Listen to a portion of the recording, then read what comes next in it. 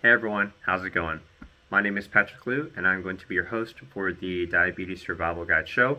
I'm the founder of the Diabetes Management Group, where I am a fitness and wellness coach for people with type 2 diabetes and prediabetes.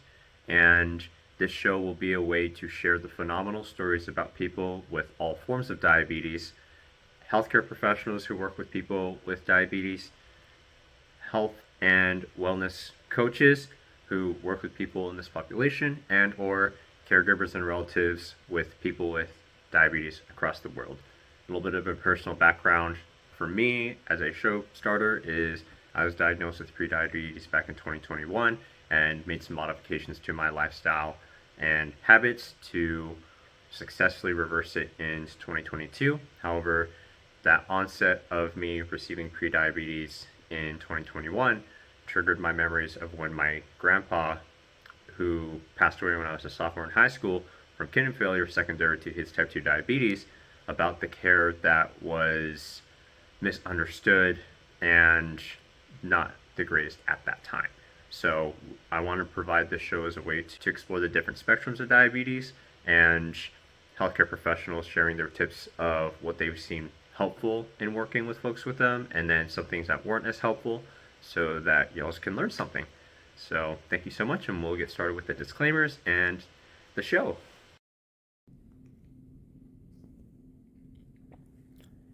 Disclaimers. This show is not medical advice or a treatment plan and may contain sensitive and explicit content. It is intended for general education and demonstration purposes only. This content should not be used to self-diagnose or self-treat any health, medical, or physical conditions. Don't use this show to avoid going to your own healthcare professional or to replace the advice they give you. Consult with your healthcare provider before attempting anything you learned in this show. You agreed to identify and hold harmless the creators of this material for any and all losses, injury, or damages resulting from any and all claims that arise from your use or misuse of this show material. The creators and guests of this show make no representations about the accuracy or suitability of this content. Use these materials at your sole risk. Views and opinions are individual to the creators and guests of this show and do not represent any other opinions or entities and are not intended to offend anybody. We hope you enjoy the show. How's it going, everyone? Welcome back to another episode of the Diabetes Survival Guide. Today, I'm joined by the wonderful, the amazing Danica from the Dialogue. And she has played a huge pivotal role in creating community for people in underrepresented backgrounds to come together, learn more about what diabetes is, to improve their health, understanding how they can merge their culture in managing their health and becoming the best person that they can be. Not only is Danica an amazing speaker, advocate, representative, she's also a former athlete. So she has that drive and that passion to become better every single day. And that just keeps on motivating me and inspiring me to do the best that I can to serve others and be committed to providing the best health information that's out there and making sure that people get better on their terms, on our terms, because we're all team out here. It's a community that's out here, and Danica really facilitates that. So without further ado, it is my absolute honor and pleasure to have Danica share a little bit about yourself for the things that I haven't covered and tell us about your diagnosis story. Thank you so much for your kind words. It makes me blush.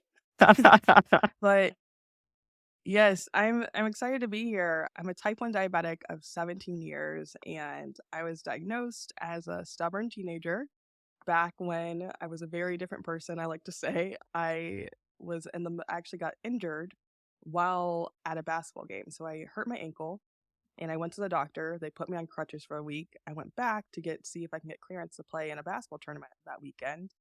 And they did all these tests. Turns out my blood sugar was like in the 700s. And they sent me Whoa. to the hospital. Yeah. Yeah. And I was like, no, I'm not. I'm going to my basketball tournament. That's all my life really was consumed about at that time. And they were telling me I had diabetes. And I was just like, no, I don't. And I just remember telling my mom that I didn't have time for cancer. And I just didn't know what diabetes was. Hmm. And I didn't know my life was going to change. I don't know for the better or for the worse in that moment, but it was changing and it was very different for me. Getting diagnosed with something I had no idea what it was. No, from a basketball game and learning about it, Ye- that is crazy. Yeah, it was not fun. My team, I got cleared to play because my ankle injury was fine, but they were like, but you're going to go to the hospital. So having to let down my team and not being able to play what I wanted to do. And then after that, just being poked and probbed and told I can't eat this was not on my agenda. Hmm. Yeah, especially being a 14-year-old where I want to be a basketball superstar. All my life was like friends, basketball, and like school because I had to. Yeah, gotcha. All right. So, Danica, I wanted to hear more about what inspired you to build your personal brand and partner with other diabetes influencers to make the community with a dialogue as huge as it is today. So the community inspired me to really start my Instagram. This is really when it started.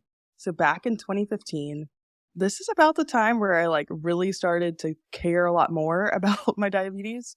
I was living in Chicago and I had met someone out in the wild and they were like, come to a JDRF event. And I was like, okay, whatever. I don't want to go be with weird people. I was just telling myself that, but it changed my life for the better. And after about a month with that group, I was like, I want to go on social media and share my life as a diabetic, like the good, the bad, and the ugly. Fast forward to today, I had no idea that I would be connected with people from all over the world and that I would even be further inspired to start dialogue as really a resource and a hub for community and everything that impacts your diabetes. And it was just a passion project that kind of happened, and now it's just continuing to grow. But the one lens that I really like to bring to my personal brand and dialogue is the fact that I am a diverse person. I am a BICOP person, and that especially living with type 1 diabetes, that there aren't always safe spaces for people that look like me or might look a little different than other people.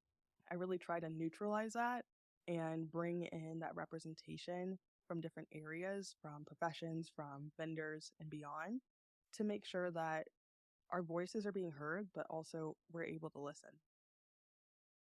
Powerful, especially for having the amazing opportunity to travel across the world and spreading the message of saying, hey, we are here, we're human. Oh, so amazing. Yes, it's been a journey.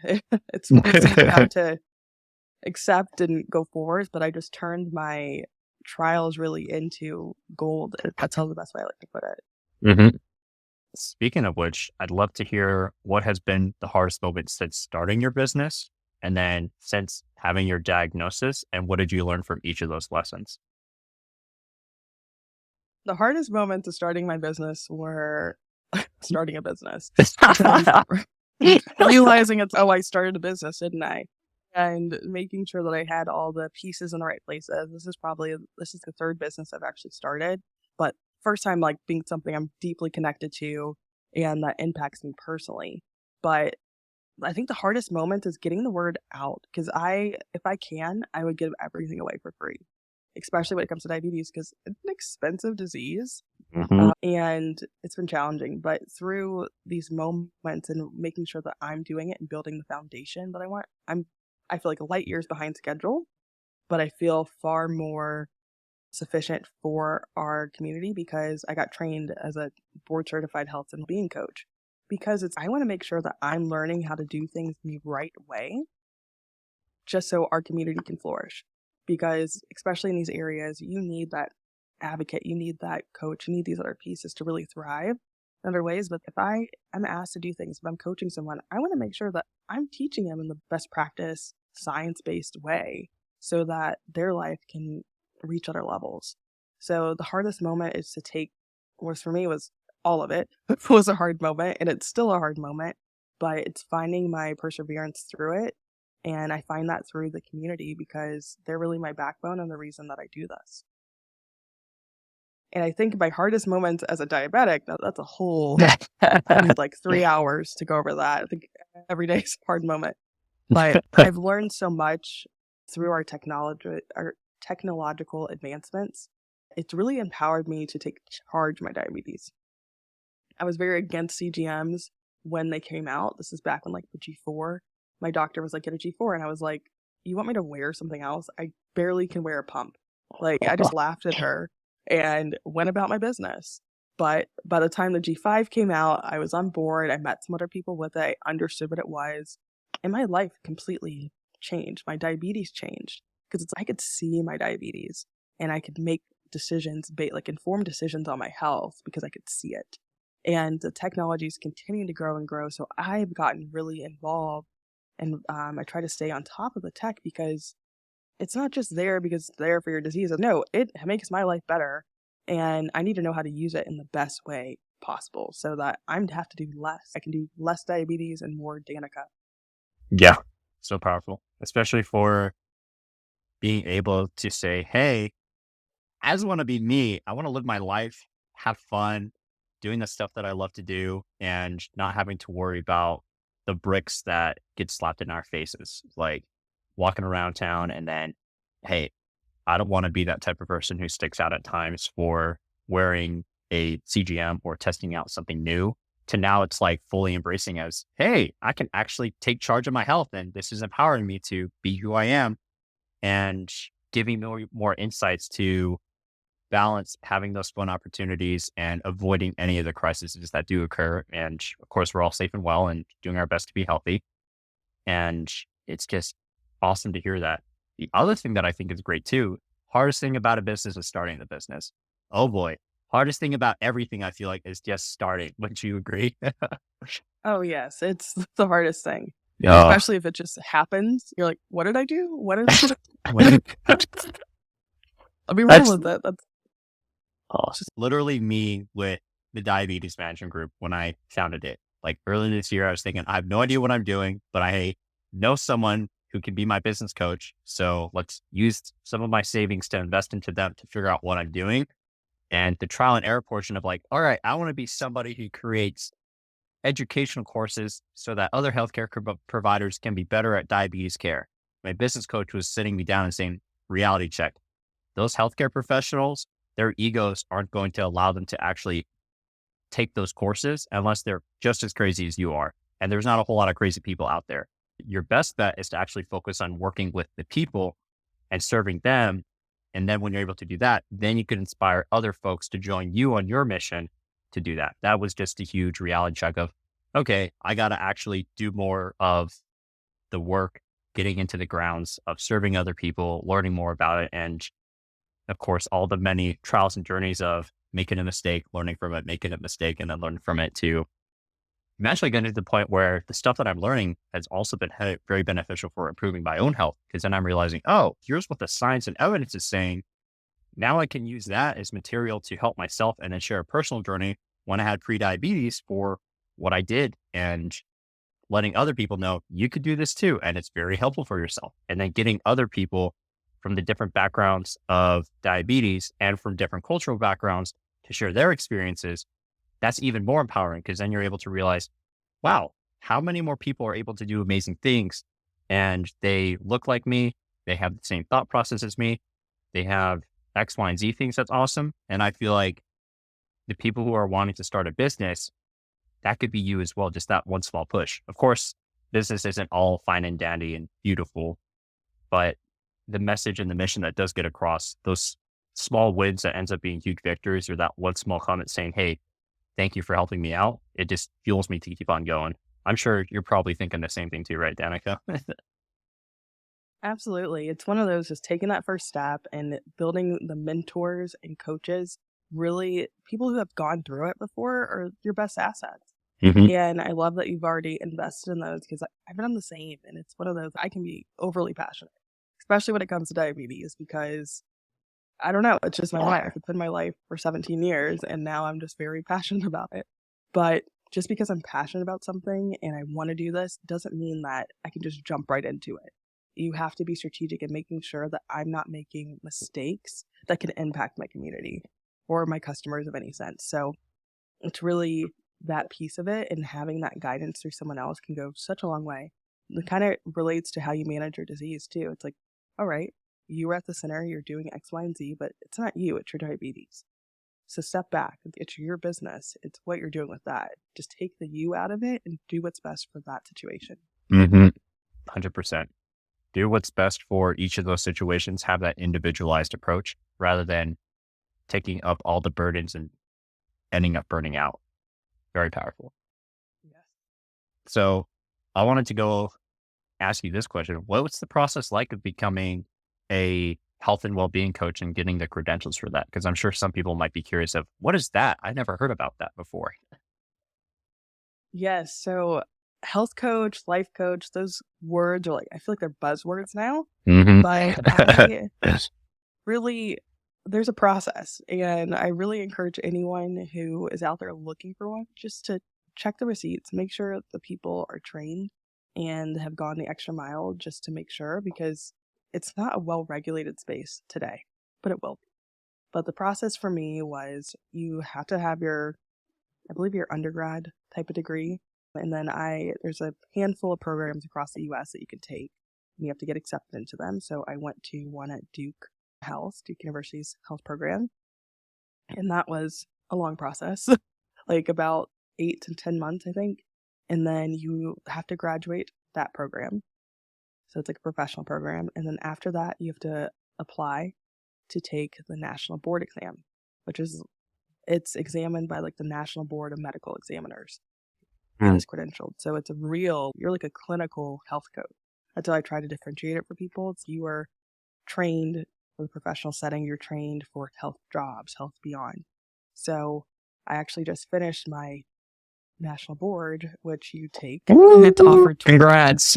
Yes. Thank you. Thank you. You take the exam and you have to prepare for it, which just like you do like with the MCAT or your clinical boards after. It's very like that. You go to the Prometric Center and you take your exam.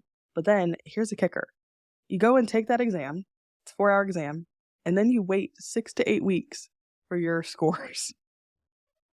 So it's such a process. So that's the hardest thing, but it's offered twice a year. And it's like a $500 exam, maybe $400, I don't know.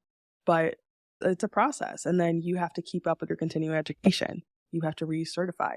You have to do all these things, just like you would if you were a therapist, if you were a clinician, if you were, I don't know, physical therapist. You have to keep up these things. So it's not just you're a health coach and you're done. You're a health coach and you're continuing to evolve.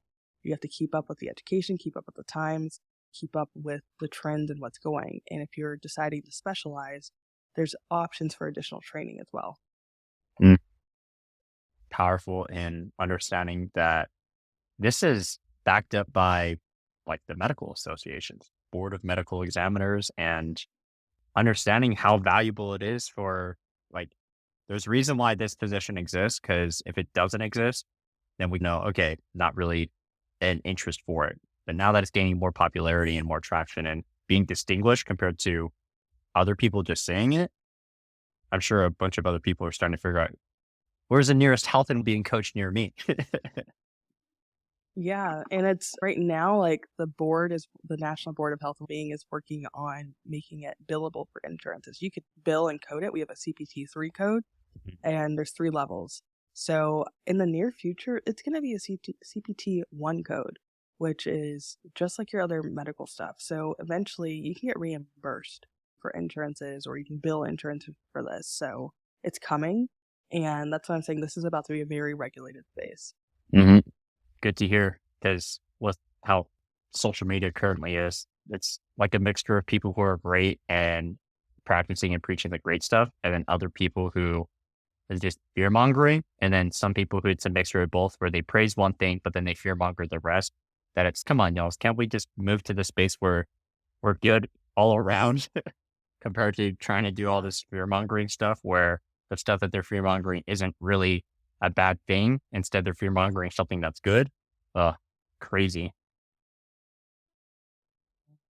Hey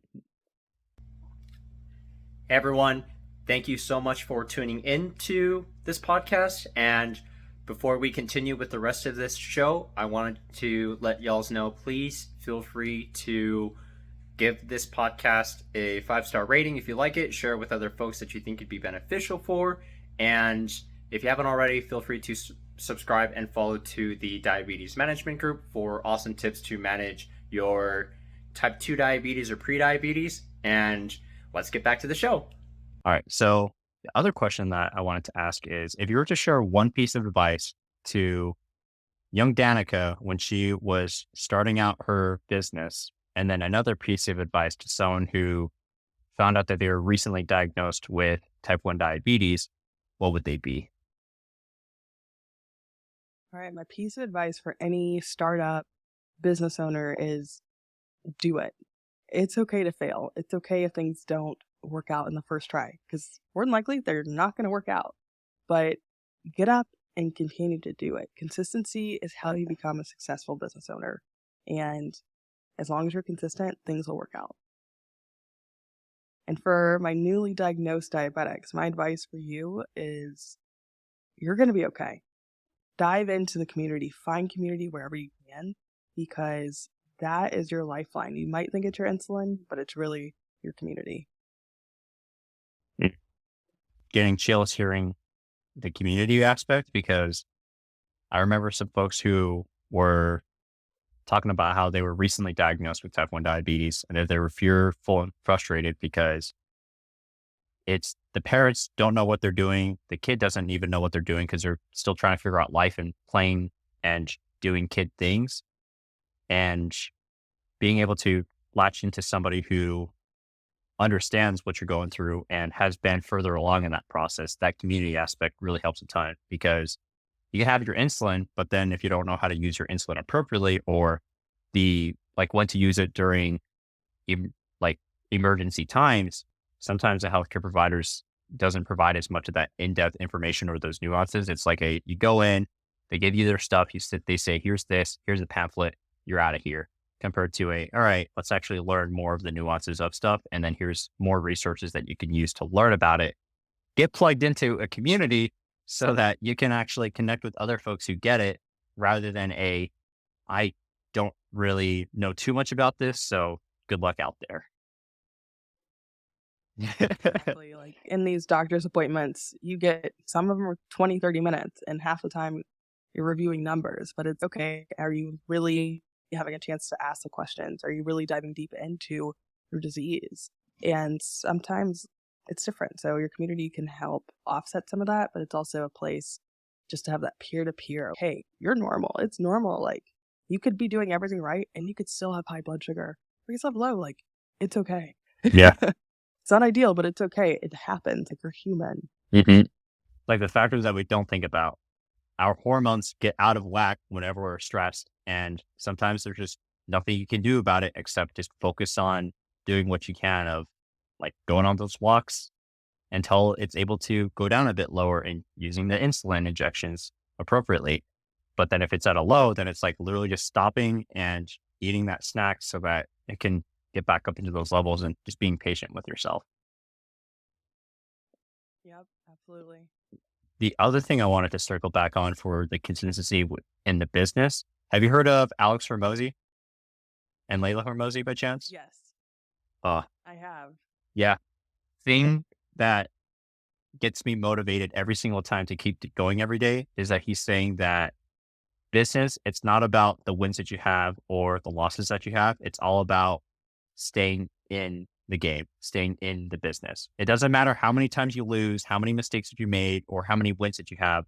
You could have a great win, but then if you just stop, then that's when the business is done. It's when it stops. But instead, if you keep on working towards it to make it stay in the game, it can survive and weather through just about anything, as long as you keep on building that consistency, working with other people, and ensuring that you're fulfilling the mission, visions, and values of the company that you're wanting to make, and staying in there. Yep, it's spot on. I love them, and it's all about showing up for not just your business, but for yourself. You started your business for a reason, and you have a passion, you have a drive to do it.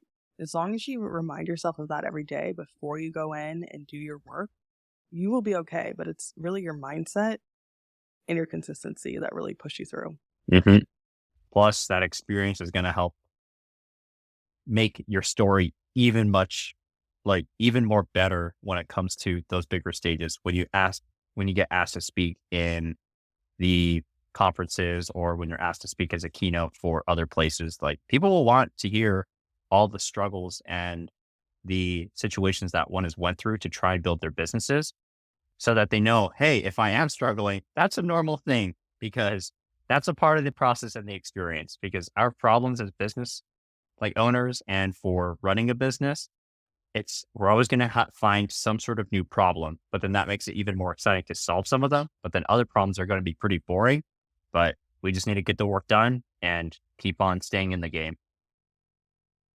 Absolutely. Yep. Because you're going to have these repeating tasks that no one really wants to do, but it's that innovation. It's that next step that you're bringing through. It's that positive review or someone calling. It's like, hey, what you're doing is actually changing my life, or that product really helped me. And that's priceless. Mm-hmm. Yeah. It makes trying to build a website on your own all worth it. The frustrating process of how do I need to design this thing? Oh crap, I think I messed something up with the link. I don't know if someone's going to be able to click on that to actually connect with me. What's going on here? To then being able to say, okay, let's just take a step back and breathe and just understand what I'm doing here. Exactly. Yeah. Exactly. For the people that you want to serve. Mm-hmm. All right.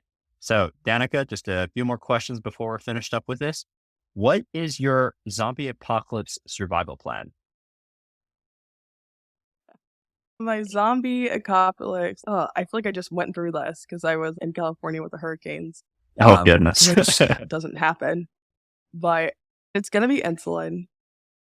I'm going to have I have an emergency diabetes bag of everything. It's all around food. I love food. I'm a foodie, but my emergency plan is to grab my bag, grab my backup bag, and then bring a ton of water. But mostly one bag is just full of gummies. So if I'm in a stressful zombie attack, I am going to need something to keep my blood sugar up because I will be low. But I also think in that plan is going to be a notebook. I want to document as much as I can if there's something crazy going on. You got to find calm in the storm. And I get my calm sometimes from nature or just like walking and just literally just tuning it all out and just focusing on one thing. And I can do that with a notebook if I'm in a true crisis. And yeah, all of that's going to be out of my control, to be real. If a zombie wants to take me, they can take me. If I'm going to turn into a zombie, you guys better watch out. I'm all for it, but it's okay. Like, I'm going to bring my bare minimum, my glucose stuff, my insulin. I'm just going to grab a pen. I'm not even going to try to go with my pump or anything from that standpoint. You're trying to grab, it's not just your pump. You got to get all your pump supplies. No, just give me a pen and some needles. And I might be okay. Doing our best out there. It's anything goes with the zombie apocalypse. Yep. And then the other question that I want to ask you, as a fellow foodie, I want to know, what is your ideal, like, full course meal? Like appetizer, drink, main course, dessert, the whole shebang. Okay. Oh, this is like my favorite thing to even think about. Okay. None of this is gonna pair well, but this is just my thing. So I would want some tuna tartare. Okay. All right. That stuff is fire. Raw or seared? Yes, with like raw. Just give me raw. All right. And then I want I'd like a French 75. A French 75. That's a nice complimenting drink. Mm-hmm. Then I would like a side salad with some fruit in it. And then I like some bruschetta. Bruschetta. Bruschetta. Like one of those bruschettas that has like the peaches on it and the prosciutto and like the goat cheese. Those bruschettas. Mm. I don't even know what they're toasty bruschettas or whatever they're called. Those are good. And then I think I'm not like I like to do plant-based like 2 meals a day, but if it's like my ideal meal. Yeah, all in. I want some pasta, some type of pasta, and I want some steak, and I want the option to have some like pan-seared like halibut. Like Oh, three that things. I'm sounds gonna have amazing. an all I can eat type of high-end thing. But then I would like all the side dishes. So I want like my mashed potatoes. I want my mac and cheese. I want my broccoli. I want just endless amount of sides because I'm a sides person. Like if sides could be a meal, that would be my meal. But then most importantly, we're gonna have some dessert. And my dessert is gonna be, this is hard. Something chocolatey, probably like one of those hot chocolate lava cakes Okay. or something like that. Those are so good. And then a side of Jenny's ice cream because I love Jenny's ice cream. What flavor for the ice cream? Chocolate as well, or something different? No, so Jenny's is a chain. It's so good. They have unique flavors, but their gooey butter cake is my Oh, okay. absolute favorite thing. It's so good. It's just like you don't even need a ton of it because it's so sweet, but it's like it's phenomenal. One bite and you're just sent straight to heaven. Yes, and it's so good. I have some in my freezer. That's okay. When I'm really having a tough day, I know what my pick me up is. Yep, exactly. Oh, I know. I think if it was gonna be like my favorite meal, it'd just be like a never-ending meal of like great food. Danica's ideal meal is literally a buffet of all the bougie foods that you can ever think of, and then also a side of the staples, mashed Like comfort potatoes, food. mac and Yeah, cheese, like the staple comfort foods that people have. exactly. And then it's like just rotating but all made to order, high-end chef if possible. If we're gonna do this, it's gonna be all in. It's It's gonna would you have a live cook in front of you? Like they're the one who's making the stuff and they Oh, just keep on serving it, the hibachi places? I'm not sure if you've been to those areas. yes, yes, that would be so fun. I'm just coming in. I had this dessert. I had this thing made in front of me. Oh, here's our firewood oven where I Yeah. put your bruschetta on. I'm like, okay, It's like a say less. it's you're just sitting there and you have an entire Iron Chef team fully assembled to make the stuff that you want. Yes, I would need that and like a nurse to just stab me with insulin all day.